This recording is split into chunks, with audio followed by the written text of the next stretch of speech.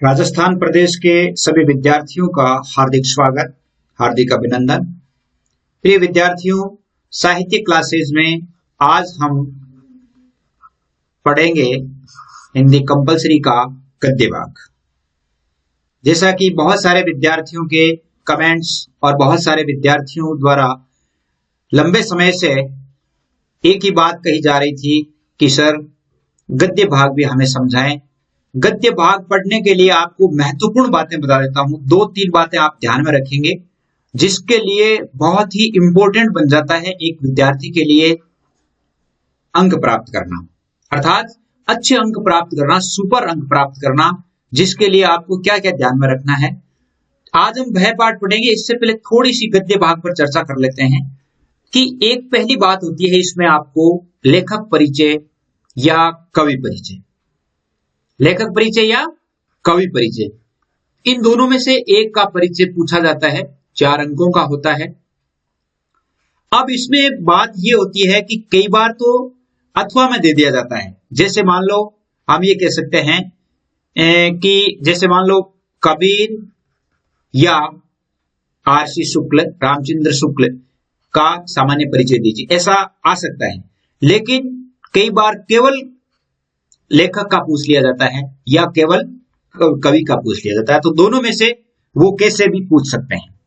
अथवा में पूछा जा सकता है, यानी दोनों को अथवा में लगा करके, या केवल सिंगल कवि का या लेखक का, दोनों में से। तो आपको कम से कम 5 लेखक और 5 कवि, इनका परिचय आपके पास अन्यतम रूप से होना ही चाहिए। यानी इनका तो आपको अच्छी तरह से कवि परिचय याद होना ही चाहिए, पहली बात। दूसरी बात है कि जैसे प्रश्नोत्तर पूछे जाते हैं परीक्षा में प्रश्नोत्तर वैसे पाठ के पीछे जो प्रश्न आए हुए हैं उनमें से भी आ सकते हैं, और कई प्रश्न ऐसे होते हैं, यानी लगभग 40% जो क्वेश्चंस होते हैं वो पाठ के बीच में से आते हैं, बीच में से आते हैं। अब बीच में हिंदी में से कैसे बीच में बनते हैं प्रश्न कि कई बार लाइनें होती है, पंक्तियां होती है, पाठ के बीच में जो विशेष पंक्तियां होती है उनका आशय स्पष्ट कीजिए। ऐसे प्रश्न कम से कम 3 या 4 क्वेश्चन ऐसे होते हैं जो पंक्तियों से संबंधित होते हैं। तो पाठ को जब हम पढ़ेंगे, इस पाठ को या गद्य के जितने भी पाठ पढ़ेंगे, तो उसमें जो मुख्य लाइनें कौन सी है, एक तो मैं आपको वो निशान लगवा दूंगा। आप अपना पेन तैयार रखें। पाठ में जहां पर जो लाइनें बताई गई है वो आप अपनी या तो अपनी नोटबुक में उतार लें कि इन लाइनों का क्या आशय है। अब उन लाइनों का आशय यदि आप लिख पाते हैं तब तो ठीक है, अन्यथा आप वो प्रश्न मेरे पास भेजें कि इनका वीडियो अलग से जारी करें। तो मैं वो जितने पाठ होंगे आपके, यानी जितने कठिन प्रश्न होंगे, उन सभी कठिन प्रश्नों का एक गद्य भाग का अलग से ही वीडियो बना देंगे। वैसे मुख्य प्रश्नों का वीडियो जारी किया जाएगा, मुख्य प्रश्न होंगे उसका वीडियो जारी किया जाएगा, मॉडल पेपर का वीडियो जारी किया जाएगा। यानी जब आपके मॉडल पेपर होगा तो उसमें मॉडल पेपर भी बना करके आपको जारी किया जाएगा जहां तक संभव हो। लेकिन इसके बीच में जो पाठ के बीच में से जो प्रश्न पूछे जाते हैं। तीसरी बात यह है कि पाठ को जब आप एक बार सुन लेंगे तो पाठ का केंद्रीय भाव जो है वो समझ में आ जाएगा। पाठ का केंद्रीय भाव जिस विद्यार्थी की समझ में आ जाता है तो वह विद्यार्थी उस पाठ में से किसी भी प्रश्न का उत्तर आसानी से लिख सकता है। आप जब पाठ को सुनेंगे, पाठ को देखेंगे, यानी वैसे पूरा कंप्लीट पाठ जो है वो आपके सामने जैसे एज ए बोर्ड पर होगा, तो आप निश्चित रूप से इसमें भाग लें। और आप सभी की सुविधा के लिए 9610208295 पर WG यानी व्हाट्सएप ग्रुप का निर्माण भी किया गया है, जिसमें विद्यार्थी बहुत सारे अपने अच्छे कमेंट्स भी भेजते हैं, उनकी जिज्ञासाएं भी भेजते हैं, प्रश्न भी भेजते हैं। जैसे अपने हिंदी, इंग्लिश के जो प्रश्न है, इंग्लिश का लगभग कोर्स हो गया है और अब वो पेनोरमा शुरू हो गई है 12th की, यानी उसमें रेनबो के पूरे पार्ट कंप्लीट हो गए, पेनोरमा शुरू हो गई है। और अपने जो हिंदी साहित्य की पुस्तक है, हिंदी साहित्य की पुस्तक में भी अब हम गद्य भाग शुरू करेंगे क्योंकि पद्य भाग पूरा हो गया है। राजनीति विज्ञान में चौथी इकाई चल रही है। तो ये चारों विषयों के जो पाठ है वो निरंतर अपलोड किए जाते हैं। आप निश्चित रूप से इसको सब्सक्राइब कर लें। सब्सक्राइब करने पर आपके लिए जब जब परीक्षा से संबंधित जो सामग्री डाली जाएगी उसके लिए आप तुरंत ही प्राप्त कर सकेंगे, या WG ग्रुप पर जो है वहां भी आप प्राप्त कर सकते हैं। तो आइए देखते हैं इस पाठ को, यानी पाठ में जो मैंने आपको निश्चित बातें बताई वो आप अवश्य ध्यान में रखें। तो देखते हैं पाठ में सबसे पहले आता है इसका गद्य का लेखक परिचय। देखिए लेखक परिचय में देखिए आप इसका कि लेखक परिचय, यह पाठ आचार्य रामचंद्र शुक्ल का लिखा हुआ है और पाठ है भय। भय क्या है? भय एक हमारे शरीर की फीलिंग या हमारे इंद्रियों में, हमारी जो इंद्रियां हैं हमारे शरीर के अंदर उत्पन्न एक ऐसा विकार है, उसके बारे में उन्होंने लिखा है। तो भय को हम महसूस कर सकते हैं, भय को देख तो सकते नहीं। तो इस पर एक लिखना एक अध्यात्म का विषय है। ये भय पर लिखना बहुत बड़ी बात है, एक भय शब्द पर। तो आचार्य रामचंद्र शुक्ल का परिचय हम सबसे पहले जान लेते हैं। छोटा सा परिचय है, आप याद कर लीजिए। जैसे आचार्य रामचंद्र शुक्ल का जन्म 1886 में हुआ और आचार्य शुक्ल हिंदी साहित्य के सर्वोत्कृष्ट गद्यकार हैं, सर्वोत्कृष्ट सबसे अच्छे गद्यकार हैं।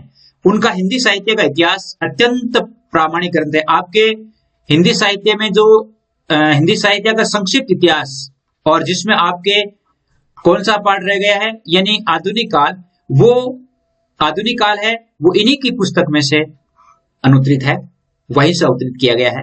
वो पहले लिखा था हिंदी शब्द सागर, और इन्होंने हिंदी शब्द सागर को ही आगे हिंदी साहित्य का इतिहास का रूप दिया गया है। अमर गीत सार, जायसी ग्रंथावली, तुलसी साहित्य आदि विविध ग्रंथों का उन्होंने संपादन किया।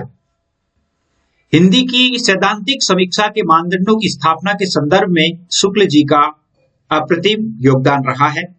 हिंदी साहित्य का या हिंदी की जो सैद्धांतिक समीक्षा की है, हिंदी साहित्य कब से शुरू होना चाहिए, हिंदी साहित्य का इतिहास क्या है, हिंदी साहित्य को किस प्रकार परिष्कृत किया जा सकता है, तो इन साहित्यिक मानदंडों को स्थापित करने में शुक्ल जी का बहुत बड़ा योगदान है। वे मूलतः आलोचक और विचारक थे, आलोचक भी थे और विचारक थे। आलोचक क्या होता है? आलोचक और विचारक में क्या? आलोचक का मतलब, जैसे आलोचक का अर्थ है जैसे मान दो पक्ष होते हैं, एक तो यानी जिसमें उसकी कमियां जारी की जाती है, एक प्रशंसाएं जारी की जाती है। तो दोनों भावों को ध्यान में रख करके, दोनों पदों को ध्यान में रख करके, दोनों पक्षों को ध्यान में रख करके जो आलोचना समीक्षा की जाती है वो आलोचक होते हैं। एक ही पक्ष की यदि एक ही पक्ष को ध्यान में रख करके लिखा जाता है तो वो या तो निंदक होता है या प्रशंसक होता है, वो आलोचक नहीं होता है। 1904 ईस्वी से उनके निबंध सरस्वती और आनंद कादम्बिनी आदि प्रमुख पत्रिकाओं में छपते रहे। सरस्वती और आनंद कादम्बिनी पत्रिकाओं में प्रौढ़ निबंधों का संग्रह चिंतामणि भाग 1 और 2 प्रकाशित हुआ। 2 निबंध है इनके, चिंतामणि भाग 1, जिस पर चिंतामणि भाग 1 पर इनको मंगला प्रसाद पारितोषिक भी प्राप्त हुआ है। मंगला प्रसाद पारितोषिक भी इनको मिला है। उत्साह, करुणा, क्रोध, श्रद्धा, भक्ति, लज्जा और ग्लानि, लोभ और प्रीति, घृणा, भय आदि मनोविकारों से संबंधी निबंधों में उनके मन और बुद्धि का अद्भुत सामंजस्य दिखाई देता है, क्योंकि ये सारी की सारी देखिए लज्जा, ग्लानि, लोभ, प्रीति, ये हमारे शरीर के मनोविकार है। और एक मनोविकार पर इतना बड़ा पाठ लिखना और लेखकों को और अन्य जो अपने पाठक है उनको संतुष्ट करना बहुत बड़ी बात होती है। इन निबंधों के माध्यम से शुक्ल जी ने लोक की विविध परिस्थितियों के आचार व्यवहार और अनेकानेक संघर्षों के बीच पड़े हुए मन की व्याख्या की है। सुख व दुख की मूल प्रवृत्तियां ही जीवन को गतिशील बनाती है, ये उनका सारांश है। ये तो था इनका मतलब परिचय। अब हम चलते हैं पाठ पर। पाठ क्या है? देखिए, पाठ के बीच में ध्यान रखेंगे कि पाठ के बीच में जहां मैं अंडरलाइन करवाता हूं तो उस लाइन को आप निश्चित रूप से अपनी कॉपी में उतार लें। किसी आती हुई आपदा की भावना या दुख के कारण साक्षात्कार से जो एक प्रकार का आवेगपूर्ण अथवा स्तंभ कारक मनोविकार होता है उसी को भय कहते हैं। ये भय की परिभाषा है। प्रश्न पूछा जा सकता है, भय क्या है? भय क्या है? तो किसी आती हुई आपदा की भावना या दुख के कारण के साक्षात्कार से, यानी दुख का कारण जिससे हमारा सामना होता है और उससे हमारे मन में एक आवेगपूर्ण अथवा स्तंभकारक मनोविकार होता है, अर्थात उससे हम कुछ समय के लिए रुक जाते हैं। ये भय की परिभाषा है। क्रोध दुख के कारण पर प्रभाव डालने के लिए आकुल करता है। क्रोध दुख के कारण, क्रोध दुख के कारण पर प्रभाव डालने के लिए आकुल करता है और भय उसकी पहुंच से बाहर होने के लिए। देखिए, क्रोध क्या करता है कि हम दुखी किस कारण से हैं, हम दुखी किस कारण से है, उस पर प्रभाव डालता है क्रोध से। तभी तो हम कहते हैं कि क्रोध में व्यक्ति क्या करता है, अपना अनर्थ भी कर सकता है। तो वो क्या करता है, हमारे दुख पर, दुख का कारण क्या है, उस पर प्रभाव डालता है, अर्थात हमें उसकी तरफ आकर्षित करता है। लेकिन भय क्या करता है, भय क्या करता है, उस दुख से हमें बचाने के लिए, उससे बाहर होने के लिए प्रेरित करता है। क्रोध कारण के स्वरूप बोध के बिना नहीं होता। क्रोध कोई ना कोई कारण होना चाहिए। यदि दुख का कारण चेतन होगा और ये समझा जाएगा कि दुख की उसने जानबूझकर दुख पहुंचाया है, अगर ये हम समझ जाते हैं कि उसने जानबूझकर दुख पहुंचाया है, तभी क्रोध होगा। क्रोध कब होता है, जब हमें ये मालूम होता है कि उसने जानबूझकर कैसा किया है, तब हम क्रोधित होते हैं। पर भय के लिए कारण का निर्दिष्ट होना जरूरी नहीं है। भय क्या है, बिना कारण के भी हो जाता है। इतना भर मालूम होना चाहिए कि दुख या हानि पहुंचेगी। अनिष्ट की जब संभावना होती है तो भय उत्पन्न होता है। अनिष्ट की यानी कोई गलत काम होने की संभावना उत्पन्न हो जाती है हमारे मन में, तो क्या उत्पन्न हो जाता है, डर उत्पन्न हो जाता है।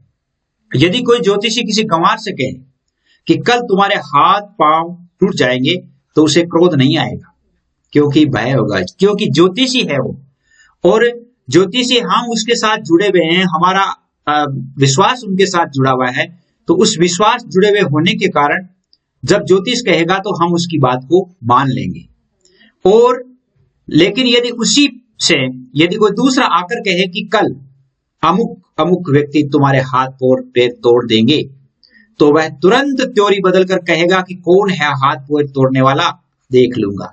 अगर कोई इसी के संबंध में अगर कोई दूसरा आदमी हमें आकर के कहता है कि वह अमुक व्यक्ति है, वो तुम्हारे हाथ पैर तोड़ेगा, तब हमें क्या होता है, क्रोध आता है और हम उससे निपटने के लिए तैयार हो जाते हैं। भय का विषय दो रूपों में सामने आता है।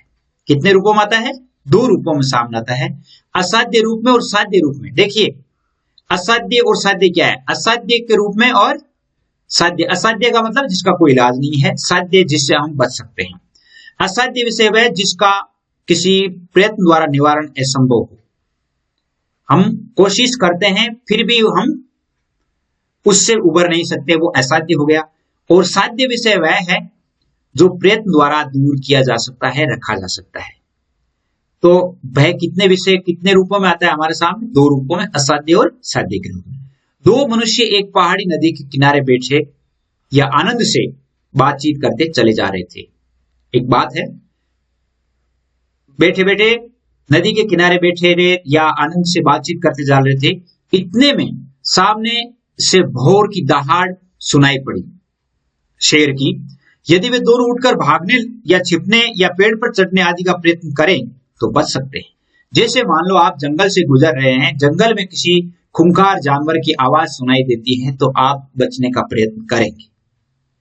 विषय के साध्य असाध्य होने की धारणा परिस्थिति की विशेषता के अनुसार तो होती है, परंतु बहुत कुछ मनुष्य की प्रकृति पर भी निर्भर करती है या अवलंबित रहती है। क्लेश के कारण का ज्ञान होने पर उसकी अनिवार्यता का निश्चय अपनी विवस्था या अक्षमता की अनुभूति के कारण होता है। यदि यह अनुभूति कठिनाइयों और आपत्तियों को करने के अनभ्यास या साहस के अभाव के कारण होती है, तो मनुष्य स्तंभित हो जाता है। देखिए क्या कह रहा है, अनुभूति यानी कठिनाइयों और आपत्तियों को करने के अनभ्यास। यदि किसी व्यक्ति ने कोई कठिनाई झेली नहीं है, उसे अभ्यास नहीं है, साहस नहीं है उसमें, तो वह व्यक्ति क्या होता है, स्तंभित हो जाता है। व्यक्ति कब स्तंभित हो जाता है, जब उसे कठिनाइयां अनुभव करने का, आपत्तियां अनुभव करने का अभ्यास नहीं है। उसके हाथ पांव नहीं हिल सकते। पर कड़े दिल का या साहसी आदमी पहले तो जल्दी डरता नहीं है, और डरता भी है तो संभल कर अपने बचाव के उद्योग में लग जाता है। यह साहसी व्यक्ति की पहचान है। साहसी व्यक्ति कैसा होता है? जो जो क्या करता है, पहले तो वो डरता नहीं है, और अगर डरता है तो भी अपने बचाव के उद्योग में अंतिम समय तक वो हार नहीं मानता है।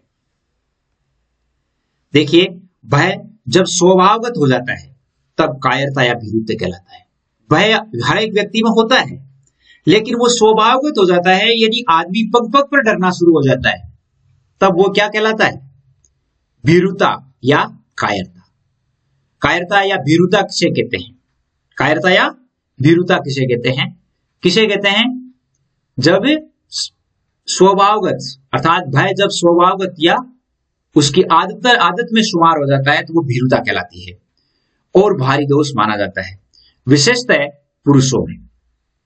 स्त्रियों की भीरुता तो उसकी लज्जा के समान ही रसिकों के मनोरंजन की वस्तु रही है। स्त्रियों को का स्वभाव माना गया है डरना।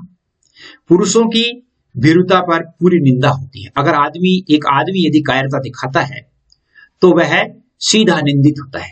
ऐसा जान पड़ता है कि पुराने जमाने से पुरुषों ने न डरने का ठेका ले रखा है। भीरुता के संयोजक अवयवों में क्लेश सहने की आवश्यकता और उसकी भक्ति का अविश्वास प्रदान है। भीरुता में क्या है? एक तो क्लेश, कलह, दुख है, सहने की आवश्यकता, और भक्ति में अविश्वास या अपने मन पर अविश्वास, ये दो कारण होते हैं। शत्रु का सामना करने से भागने का अभिप्राय यही होता है कि भागने वाला शारीरिक पीड़ा नहीं सह सकता, तभी अपनी भक्ति के द्वारा उस पीड़ा से अपनी भक्ति का विश्वास नहीं रखता है।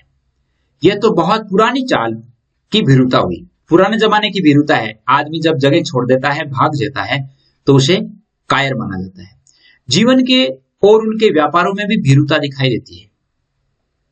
अर्थ हानि के भय से बहुत से व्यापारी कभी कभी किसी विशेष व्यवसाय में हाथ नहीं डालते हैं, ये भी भीरुता होती है। अर्थ, अगर मान लो पैसे का नुकसान होने वाला है तो व्यापारी क्या करते हैं? उस व्यवसाय को हाथ में नहीं लेते हैं जिसमें नुकसान होने वाला है, हानि होने वाली है। परास्त होने के भय से बहुत से पंडित कभी कभी शास्त्रार्थ से मुंह चुराते हैं। जैसे मान लो एक पंडित कहीं आकर के बैठ गया और वहां पर बहुत सारे पंडित बैठे हुए हैं। अब यदि कोई पंडित को अपने शास्त्रार्थ पर, अपने ज्ञान पर यदि विश्वास नहीं है तो वह उस सभा में मुंह चुराना शुरू कर देता है, अर्थात वह उनसे डर करके बैठ जाता है, क्योंकि वह ये सोचता है कि मुझे इतना ज्ञान नहीं है, क्योंकि अपने ज्ञान पर उससे विश्वास नहीं है।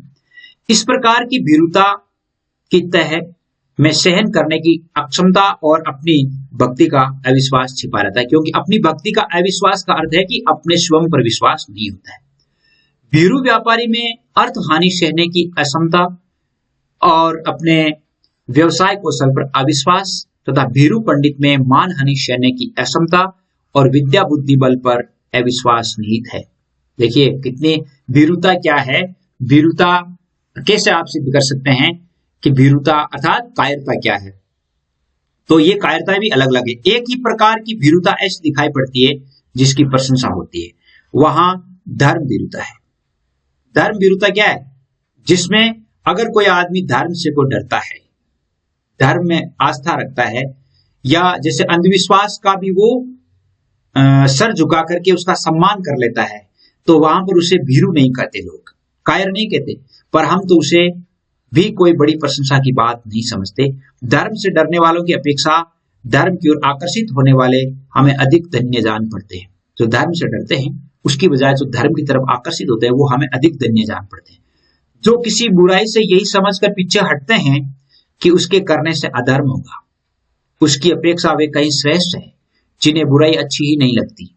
दुख या आपत्ति की पूर्ण निश्चय न रहने पर उसकी संभावना मात्र के अनुमान से जो आवेग शून्य भय होता है। दुख या आपत्ति की पूर्ण निश्चय न रहना, दुख या आपत्ति आएगा कि नहीं आएगा ये पूरा निश्चित नहीं होता है, उसकी संभावना होती है, तो क्या होता है? वो आवेग शून्य भय कहलाता है। क्या होता है? आवेग शून्य भय, और उसे आशंका कहते हैं। आवेग शून्य भय का नाम क्या है? आशंका है। उसमें वैसी आकुलता नहीं होती। उसका संचार कुछ धीमा पर अधिक काल तक रहता है। आशंका क्या होती है? कई समय तक बनी रहती है। घने जंगल से जाता हुआ यात्री चाहे रास्ते भर में इस आशंका में रहे कि कहीं चीता मिल जाए, पर वहां वह बराबर चल सकता है। भीरुता में क्या होता है कि आदमी पग पैर रोक देता है। भीरुता जब होती है शरीर में तो आदमी आगे नहीं होता, स्तंभित हो जाता है। आशंका और भीरुता में क्या अर्थ है? आशंका में व्यक्ति इस आशंका में या इस डर में रहता है कि उसे कहीं नुकसान न हो जाए, लेकिन वह रास्ता छोड़ता नहीं है, अनवरत चलता रहता है, उस राह पर चलता रहता है। इसलिए ये भीरुता और आशंका में अंतर है। भीरुता में व्यक्ति वहीं रुक जाता है और आशंका में व्यक्ति रुकता नहीं, आगे बढ़ता है। यदि उसे असली भय हो जाएगा तो वह या तो लौट जाएगा अथवा एक पैर भी आगे नहीं रखेगा। कितनी अच्छी बात है। दुखात्मक भाव में आशंका की वही स्थिति, दुखात्मक भाव में आशंका की वही स्थिति समझनी चाहिए जो सुखात्मक भाव में आशा की होती है। देखिए, आशंका जो होती है वो दुख में होती है और सुख में वही क्या होती है? आशा होती है। व्यक्ति को आशा होने शुरू हो जाती है। अपने द्वारा कोई भयंकर काम किए जाने की कल्पना या भावना मात्र से क्षणिक स्तंभ के रूप में इस प्रकार के भय का अनुभव होता है। अपन कोई काम करते हैं या उसकी कल्पना करते हैं तो हम कुछ समय के लिए रुक जाते हैं, वो भय का अनुभव होता है। जैसे कोई किसी से कहे कि इस छत से कूद जाओ, तो कूदना और न कूदना उसके हाथों में होते हुए भी वह कहेगा कि डर मालूम होता है। कोई कहता है कि यहां से कूद जाओ, अब कूदना या न कूदना खुद की इच्छा पर निर्भर करता है, लेकिन फिर भी वो डरता है, अर्थात उसे डर मालूम होता है। पर यह डर भी पूर्ण भय नहीं है। पूर्ण भय नहीं, क्योंकि पूर्ण भय इसलिए नहीं है क्योंकि उसे मालूम है कि मैं अगर चाहूंगा तो कूदूंगा। क्रोध का अभाव दुख के कारण पर डाला जाता है। भाई दुख के कारण ही क्रोध उत्पन्न होता है। इससे उसके द्वारा दुख का निवारण यदि होता है तो सब दिन के लिए अथवा बहुत दिनों के लिए। अगर मान लो क्रोधी व्यक्ति दुख के कारण को यदि हम निवारण कर लेते हैं उसका, तो हर समय के लिए हम बहुत दिनों के लिए यानी भय से आजाद हो जाते हैं। और भय के द्वारा बहुत सी अवस्थाओं में ये बात नहीं हो सकती। ऐसे सज्ञान प्राणियों के बीच जिनमें भाव बहुत काल तक संचित रहते हैं, और ऐसे उन्नत समाज में जहां एक एक व्यक्ति की पहुंच और परिचय का विस्तार बहुत अधिक होता है, प्राय भय का फल भय के संचार काल तक ही रहता है। भय का फल जो होता है वो भय के संचार काल तक ही रहता है। जहां वह भय भूला की आफत आई, अगर वो भय को भूल जाता है तो आफत आ जाती है। यदि कोई क्रूर मनुष्य किसी बात पर आपसे बुरा मान गया और आपको मारने दौड़ा, तो उस समय भय की प्रेरणा से आप भागकर अपना आपको बचा लेंगे। आपको लग जाता है कि मैं इनका सामना नहीं कर पाऊंगा, आपको डर लग जाता है, तो आप वहां अपने आप को बचा सकते हैं। पर संभव है कि उस मनुष्य का क्रोध जो आप पर था उसी समय दूर न हो, बल्कि कुछ दिनों के लिए और बैर के रूप में टिक जाए, तो उसके लिए आपके सामने फिर आना कोई बड़ी बात नहीं होगी। यानी मतलब कुछ समय उसी समय दूर नहीं होकर के कई दिनों तक टिक जाए तो उसके सामने आना आपके लिए कोई बड़ी बात नहीं होगी। प्राणियों की असभ्य दशा में ही भय से अधिक काम निकलता है। प्राणियों की असभ्य दशा, देखिए यहां पर ये लाइन आप इंपॉर्टेंट लाइन है, प्राणियों की असभ्य दशा में ही भय से अधिक काम निकलता है, से क्या आशय है। ये लाइन नंबर 1, ये पहली लाइन जो आप ध्यान रखेंगे। जबकि समाज का ऐसा गहरा संगठन नहीं होता है कि बहुत से लोगों को एक दूसरे का पता और उसके विषय में जानकारी रहती हो। जंगली मनुष्यों के परिचय का विस्तार बहुत थोड़ा होता है क्योंकि वो उनका लिमिटेड सर्किल होता है। बहुत सी ऐसी जंगली जनजातियां अभी भी हैं जिनमें कोई एक व्यक्ति 20 से 25 से अधिक आदमी को नहीं जानता। जंगल में रहने वाली ऐसी जातियां हैं जिनका संपर्क 20 से 25 के अलावा नहीं होता। अतः उसे 10-12 कोस पर ही रहने वाला यदि कोई जंगली मिले और उसे मारने दौड़े तो भागकर उससे अपनी रक्षा उसी समय के लिए नहीं बल्कि सब दिनों से कर सकता है। पर सभ्य, उन्नत और विस्तृत समाज में भय द्वारा स्थायी रक्षा की उतनी संभावना नहीं होती, क्योंकि सभ्य समाज है। तो यदि हम सभ्य समाज में क्या होता है, एक जाति तो क्या, एक देश से दूसरे देश में भी यदि जहां सभ्य समाज होते हैं तो वहां उन सभ्य लोगों से कोई डर नहीं होता था। इसी से जंगली और असभ्य जातियों में भय अधिक होता है, जिससे वह भयभीत हो सकते हैं। प्रश्न आपसे आ सकता है कि असभ्य जंगली जातियों में भय अधिक क्यों होता है। एक प्रश्न यह हो सकता है कि प्राणियों की असभ्य दशा में ही भय से अधिक काम निकलता है। आज से स्पष्ट कीजिए कैसे। सभ्य और असभ्य जातियों में अंतर स्पष्ट कीजिए। इस प्रकार के यानी यहां आपके 3 प्रश्न बन जाते हैं। उसी को वे श्रेष्ठ मानते हैं और उसी की स्तुति करते हैं, अर्थात जिससे वो डरते हैं। उसके देवी देवता भय के प्रभाव से ही कल्पित होते हैं। देखिए, देवी देवता किससे प्रभावित कल्पित होते हैं? देवी देवता एक भय की कल्पना है। किसी आपत्ति या दुख से बचे रहने के लिए ही अधिकतर वे उसकी पूजा करते हैं। आदमी देवताओं को डर के मारे ही पूजन करता है। अति भय और भय कारक का सम्मान असभ्यता के लक्षण है। असभ्यता क्या है? असभ्यता के लक्षण कौन कौन से? देखिए, अति भय, एक तो ज्यादा डर, और एक भय कारक सम्मान, अर्थात भय के कारण किसी का सम्मान करना, ये असभ्यता के लक्षण है। बहुत अच्छी बात है यहाँ पर। अति भय और भय कारक का सम्मान असभ्यता के लक्षण है।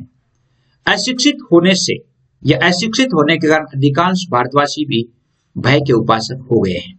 वे जितना सम्मान एक थानेदार का करते हैं उतना किसी विद्वान का नहीं। एक थानेदार व्यक्ति को देख करके और वे झुकते हैं, उससे सम्मान करते हैं। क्यों? क्योंकि वे उससे डरते हैं। जबकि एक विद्वान उनके पास बैठा हुआ है तो उसका सम्मान नहीं, अपमान जरूर कर सकते हैं। चलने फिरने वाले बच्चों में जिनमें भाव देर तक नहीं टिकते और दुख परिहार का ज्ञान या बल नहीं होता, भय अधिक होता है।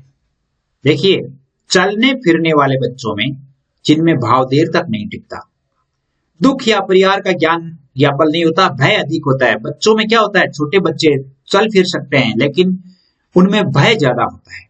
बहुत से बच्चे तो किसी अपरिचित आदमी को देखते ही घर के भीतर भागते हैं क्योंकि उन्हें भय होता है। पशुओं में भी भय अधिक पाया जाता है। अपरिचित के भय में जिनमें या जीवन का कोई गूढ़ रहस्य छिपा जान पड़ता है। अपरिचित के भय में जीवन का कोई गूढ़ रहस्य जान पड़ता है। प्रत्येक प्राणी भीतरी आंख खुलते ही अपने सामने मानो एक दुख या दुख कारण पूर्ण संसार फैला हुआ पाता है, जिसे क्रम से कुछ अपने ज्ञान बल से और कुछ बाहुबल से थोड़ा बहुत सुखमय बनाता चलता है। जब हमारे सामने दुख का कारण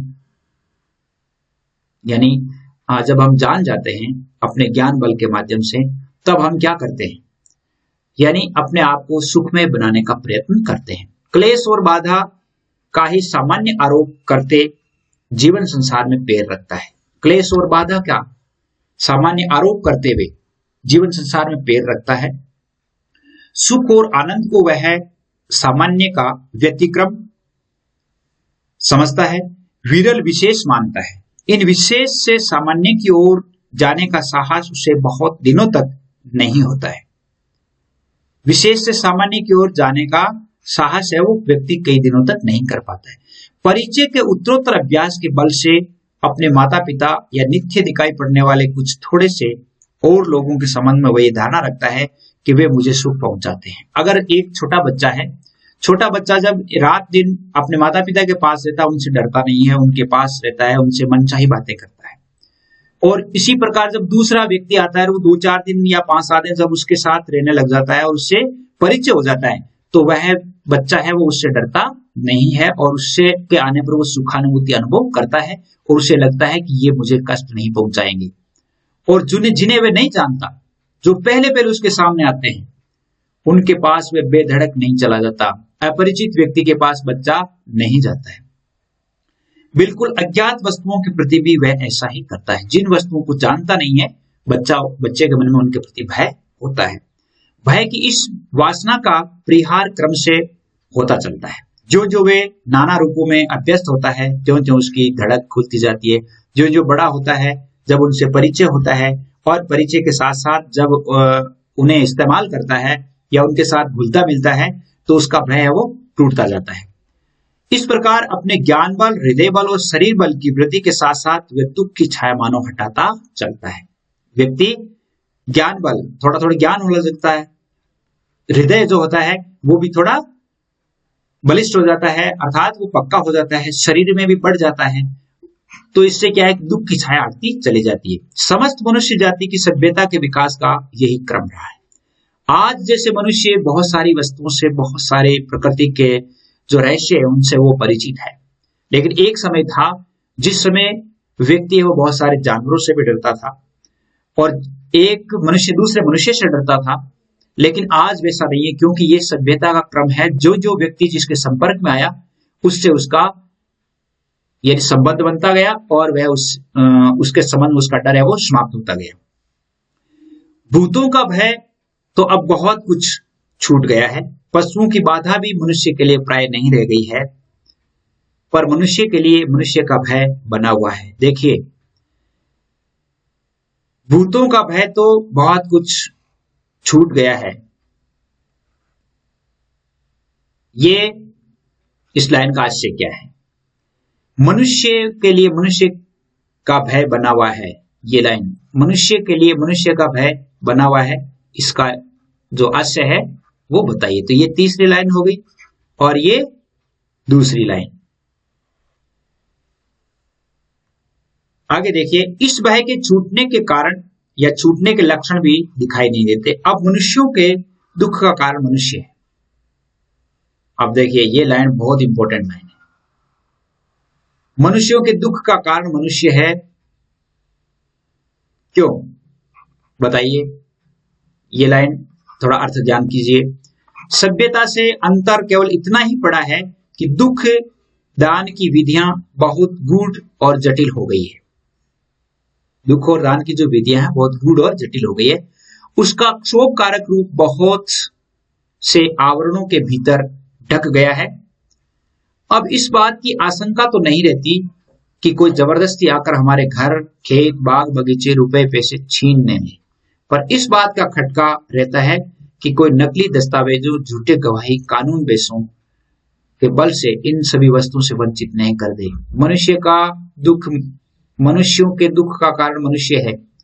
आज से स्पष्ट कीजिए। देखिए, यह है इसका उत्तर कि आज मनुष्य को यह तो डर नहीं है कि कोई आदमी उसके खेत बगीचे में रुपए पैसे छीन लेगा, लेकिन यह आशंका हमेशा बनी रहती है कि कोई नकली दस्तावेज, झूठे गवाह, कानून बेस इसके बल पर इन वस्तुओं से वंचित नहीं कर दे। दोनों बातों का परिणाम एक ही है। सभ्यता की वर्तमान स्थिति में एक व्यक्ति को दूसरे व्यक्ति से वैसा भय तो नहीं रहा जैसे पहले रहा करता था। जब असभ्यता थी, असभ्य व्यक्ति व्यक्ति से डरता है, व्यक्ति से डरता है, लेकिन आज सभ्य व्यवस्था में क्या होता है, व्यक्ति व्यक्ति से डरता तो नहीं है, लेकिन उसे यह आशंका रहती है कि कोई मुझे बेदखल, यानी कोई मुझे मेरी संपत्ति से नहीं छीन ले या मेरे साथ कोई ऐसा नहीं कर दे। एक जाति को दूसरी जाति से, एक देश को दूसरे देश से भय के स्थायी कारण प्रतिष्ठित हो गए हैं। एक देश दूसरे देश से डरता है, एक जाति दूसरी जाति से डरती है, ये स्थायी हो गए हैं। सबल और सबल देशों के बीच का अर्थ संघर्ष की, सबल और निर्बल देशों के बीच अर्थ शोषण की प्रक्रिया अनवरत चली आ रही है। सबल और सबल देशों के बीच तो अर्थ संघर्ष की है, अर्थात धन में आगे या आर्थिक जो व्यवस्था है उसे कायम करने का संघर्ष बना हुआ है। सबल और निर्बल के बीच में क्या है, अर्थ शोषण की प्रक्रिया है। सबल और निर्बल के बीच में जो सबल है वो निर्बल व्यक्तियों का शोषण करता रहा है और हमेशा से निर्बल व्यक्ति है वो उन्हें घृणा की दृष्टि से देखते हैं। एक क्षण का विराम नहीं है। इस सार्वभौम वाणिक वृत्ति से उसका अनर्थ कभी न होता यदि छात्रवृत्ति उसके लक्ष्य से अपना लक्ष्य अलग रखती, पर इस युग में दोनों का विलक्षण सहयोग हो गया है। वर्तमान अर्थोन्माद को शासन के भीतर रखने के लिए छात्र धर्म के उच्च और पवित्र आदर्श को लेकर छात्र संघ की प्रतिष्ठा आवश्यक है। छात्र संघ प्रतिष्ठाएं, छात्र संघ बनाए जाने और उस संघ में इस प्रकार के नियमों की स्थापना की जाए जिससे व्यक्ति व्यक्ति को समझे, उनके उद्देश्यों को समझे, जिस प्रकार सुखी होने का प्रत्येक प्राणी को अधिकार है, उसी प्रकार मुक्तातंक होने का, मुक्त आतंक होने का भी है, अर्थात व्यक्ति को डर से मुक्त होने का भी अधिकार है। पर कर्म क्षेत्र के चक्रव्यूह में पढ़कर जिस प्रकार सुखी होना प्रयत्न साध्य होता है, उसी प्रकार निर्भय रहना भी। निर्भयता के संपादन के लिए दो बातें अपेक्षित है। निर्भयता के संपादन के लिए कौन सी? पहली तो ये कि दूसरों को के हमसे किसी प्रकार का भय या कष्ट नहीं। पहली बात तो ये होनी चाहिए कि खुद ये सोचे कि मेरी वजह से कोई नहीं डरे, मेरी वजह से कोई भी नहीं डरे। दूसरी ये कि हमको कष्ट या भय पहुंचाने का साहस नहीं कर सके, यानी दूसरी बात कि कोई आदमी हमको कष्ट या भय नहीं करेगा या पहुंचाने का साहस ही नहीं करेगा। इनमें से एक का संबंध उत्कर्षशील से है और दूसरी का शक्ति और पुरुषार्थ से है। इस संसार में किसी को न डराने से ही डरने की संभावना दूर नहीं हो सकती।